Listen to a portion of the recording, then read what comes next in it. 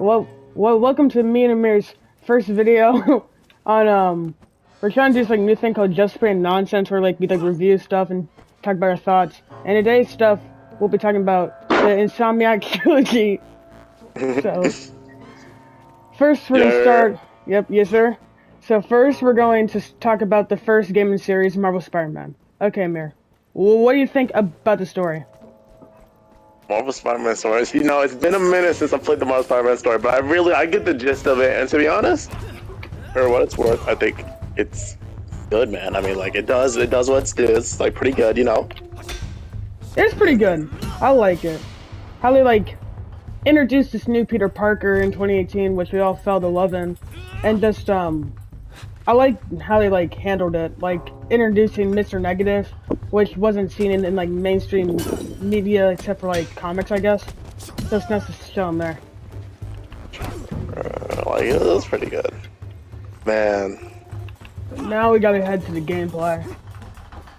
I mean, what's there not to love about the gameplay? I mean, it's pretty good. There's nothing really wrong with it. One thing I find weird though is that they got rid of suit abilities for the rest of the games. They never brought that back. They didn't bring back suit abilities. It's only in Marvel Spider-Man. To be honest, I kind of like them. They're cool. But I think they took them out of the games because now we have Miles camouflage. There's electric powers. Yeah, electric powers and camouflage, so that makes sense. The gameplay and what everyone says, it makes you feel like Spider-Man. I know, that's the most important part of a Spider-Man game. Yep. It does a pretty good job. Gameplay is really fun. Yeah, I mean, I love gameplay. And now the open world, it's New York, so it's pretty cool. Yeah, I mean, it's pretty big. It's not like an open world, but it's pretty big. For what, and the collectibles around the map add to it, so. Yeah. And also, me and Amir both 100%ed the first Spider-Man, and our thoughts on it are kind of mixed. I don't mind it, but there's some annoying stuff. But side content's fun. Some of the side quests are kind of useless, though. Spider-Man, please only save my cat. Yeah, Amir in my opinion, was horrible, boring. I think for most of the games, they're not bad, but they're just kind of not the best plats in the world, in my personal opinion. They really aren't. Not the best plats. They're easy though, so that's not the worst. I think Marvel Spider-Man 2 is probably the best one. Yeah, but the plot's okay overall. There's enough content to keep you hanging. I think it's the longest plot that it took me for though. What, Marvel Spider-Man? No, in terms of them. I think Miles and Spider-Man 2's plots are much easier. Oh yeah. And shorter. But now let's move on. Oh, with the cons of Marvel Spider-Man, I'm gonna say some the plot was annoying. Well, any other big cons? Let me see. In our opinion, we don't mind the MJ missions really. It was weak, Chrissy.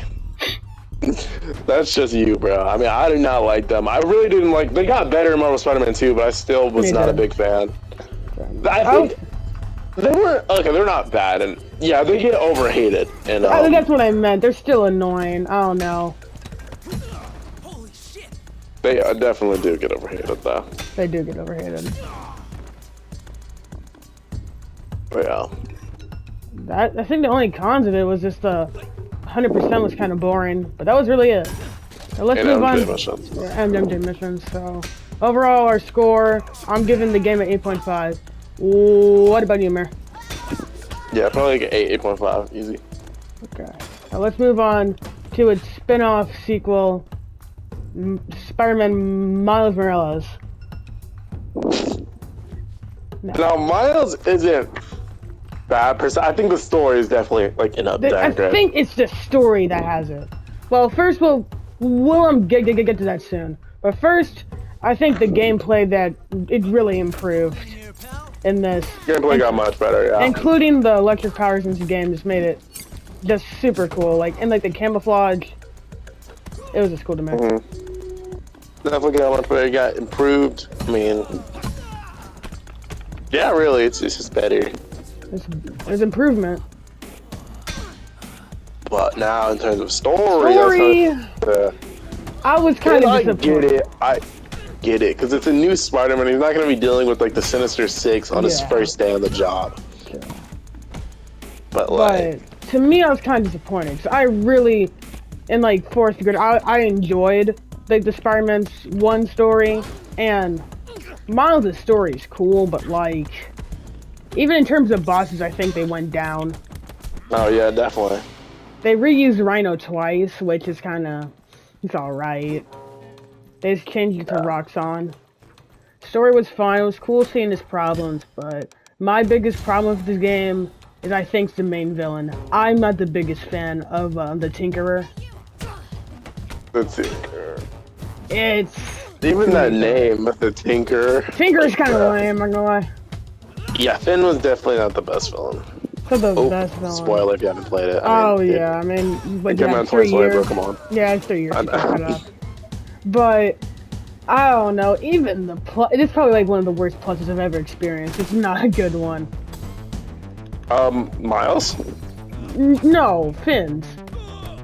Oh, I thought you started talking about the plot, but yeah, definitely. The plot twist is pretty. Okay, the boss. We can admit that the boss fight was fun though.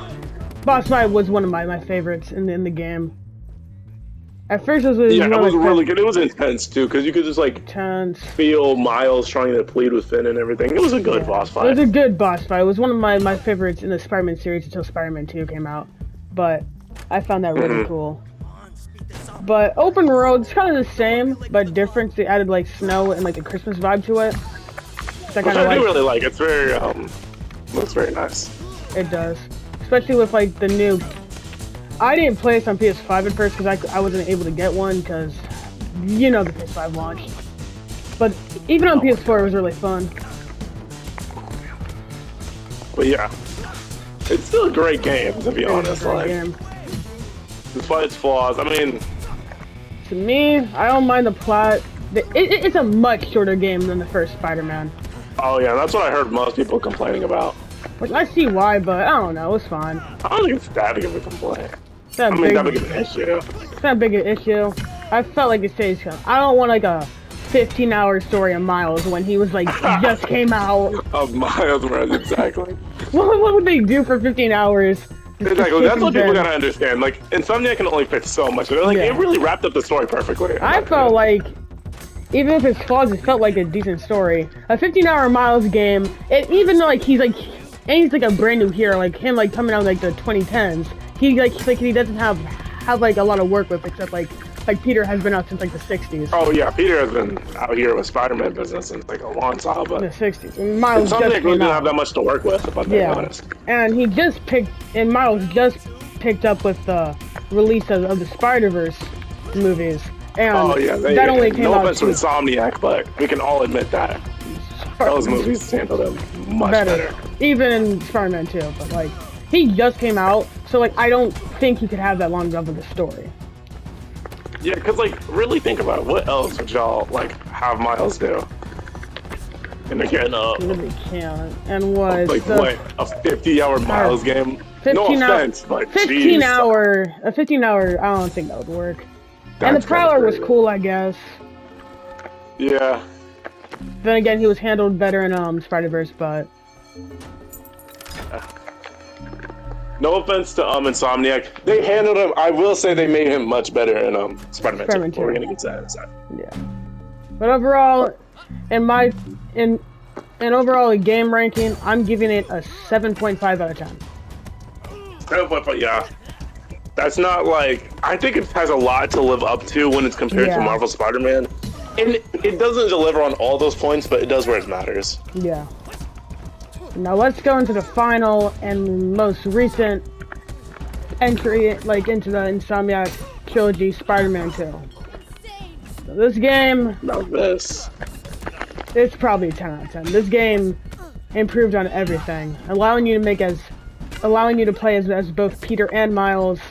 It's just, I was hyped. I was impressed. I was hyped from the start, and it's just really good. I feel like everyone was, to be honest. Girl. It was like great game, to be honest. I mean, it delivered on everything. It improved so much for everything. And I remember seeing the first gameplay trailer in May, and just seeing, and after like 1.5 years, just seeing Peter and Miles just looking into a dark alley. It's better just to see it. And it was. Oh yeah, I remember that, bro. That actually brings back so many memories, bro. And now we actually have it. And oh my gosh, starting off with the story. The story's great here. Chef's kiss. Chef's kiss. Dude, and I can't be the only person who was genuinely sad when. Okay, well, this is kind of spoil. Should we get into spoilers? I don't think we should. We can like say like we'll get into spoiler territory later in the video. Yeah, let's just like start. We'll stay out of it for now. First of all, the gameplay really enhanced it. Adding new Venom abilities, adding the arms, which were cool until you guys get the symbiote abilities. I mean, like, everyone was there for Venom, let's be honest. 19 inches, if you will. The 19 inches of Venom, yes. It's just so much better. I mean, and Yuri does such a good job on the voice acting, especially when he's, like, with Venom. Oh my god. With the symbiote, it's just really good. I mean, Miles is really improved in this. Let's talk about Miles too. His hair. Hair. Okay. When we were first talking about the hair, I didn't like it. When you get later in the game, I think it'll grow on you. Yeah, it'll grow on you. But I don't know. They give them the average black kid haircut in the video game. Just kind of disappointing. Like Echo had it in Echo Arcane. had it in Arcane. Like it's everyone. It's like every black dude needs that cut, basically. Like the Fortnite black skins. I swear to God, they have that cut. Generic black cut, but screw it. I mean, he works with that. He can work with that. He does work with it. But another thing, the suits really. The suits are an interesting case. Oh yeah, I wanted to talk about the suits in Marvel Spider-Man 2 more, because I'm gonna be honest, like a lot of the new suits they added are pretty good, but a lot of them are like the suits they decided to bring back are questionable. Like I was actually disappointed because like the suits I wore in Spider-Man PS4 and then in Miles Morales, I barely wore them. They look kind of strange in Marvel Spider-Man 2. Maybe they only worked on PS4 and just like the singular version. So I did not wear like the last I didn't wear the end suit at all, like as I did in. I mean, I still wore it, but you needed to match with Peter. Oh, another thing that's really great: the matching suits will never not be my favorite thing to do. The combos, like the suit combinations, are really cool. Yeah, it's perfect. But yeah, another thing that's strange, that I think it's genuinely criminal, is that they got rid of the Bagman suit. Oh, this is my favorite suit in the game, and they got rid of it. That's gotta be a crime. He named his previous YouTube channel like after it too. That's the Bagman suit. Oh no. And they added the life story suit, which is probably the worst suit in the game. Okay, hear me out. I like Peter's more. Peter's more. Yeah, that makes sense. Yeah, I didn't wear it, but he made it better with Peter. I was so disappointed. Peter definitely looks better, and it's, I don't know, I feel like I have to wear it just to honor Harry's memory. I mean, he's not that Yeah, I mean, he's not. What have you done? Why did you do that? He went on vacation, let's just say that. No, I'm kidding. Well, now I think we should get into spoiler territory. So click off from the one on spoilers. Or like move to this time period. Yeah. Well, Harry isn't dead, he might just be on life support. He got cooked by the symbiote. The symbiote did like make his lifespan shorter. But a debate that I feel like we have to go over. Who's a better bully? Bully McGuire? Or how do you say Yuri? Bully Yuri. That's what I'm saying. Bully Yuri. He straight up told Harry just to take some more pills, though he has a killer disease that can't be cured. I know. How about you pop some more pills and tell us how you really feel? That would never not be the craziest line. That is probably the craziest line. I think the craziest line is when you're fighting Lizard, and he straight up says, "This is why your family left you."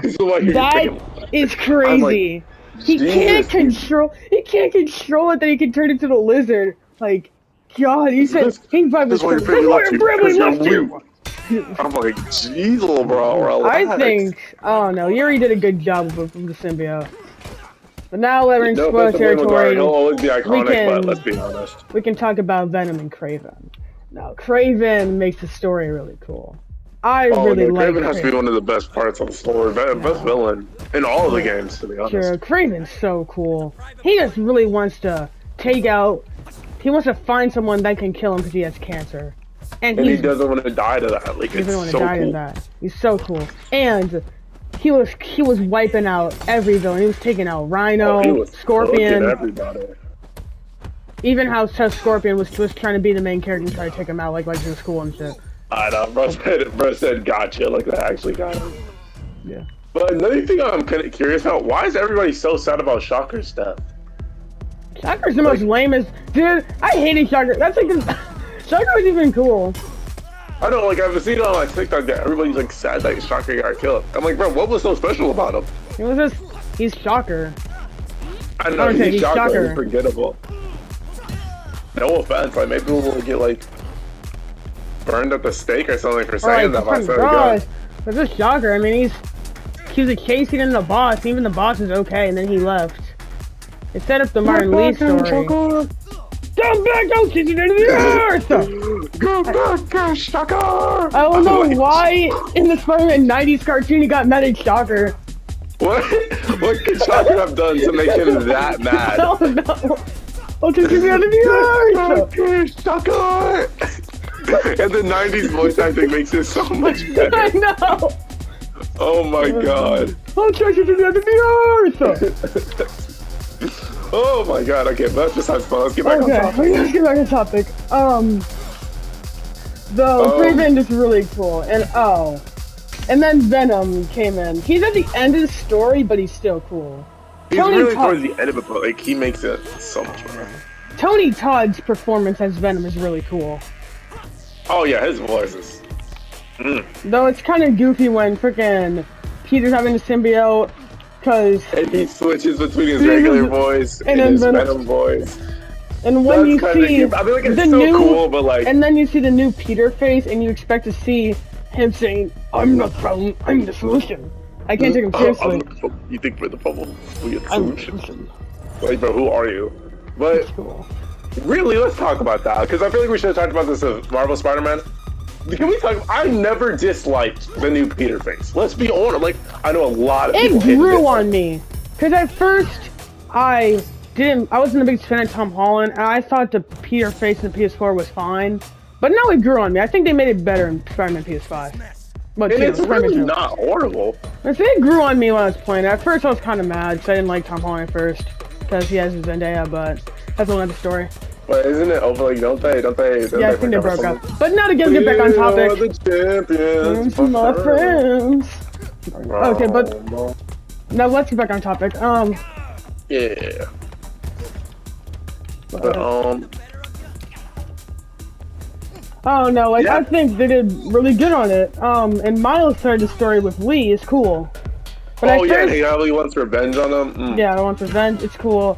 I think it went late into the story because they introduced Lee coming back to the beginning of the story, and then he just comes back at the end for a boss fight. And yeah, he disappears. He does comes disappear. Back to, like, the middle-ish ends part. I was like, it was like the final part of there's like the final part is like the second act and going to the third act. But it's kind of weird to me because like that was like part of Miles' like main story of it.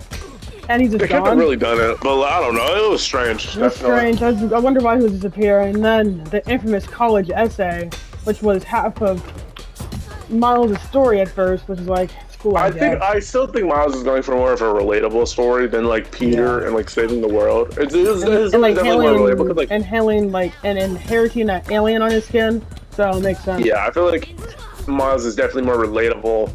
And I mean, basically, that's what Spider-Man is supposed to be like, dealing with problems and stuff, which I think he does good with.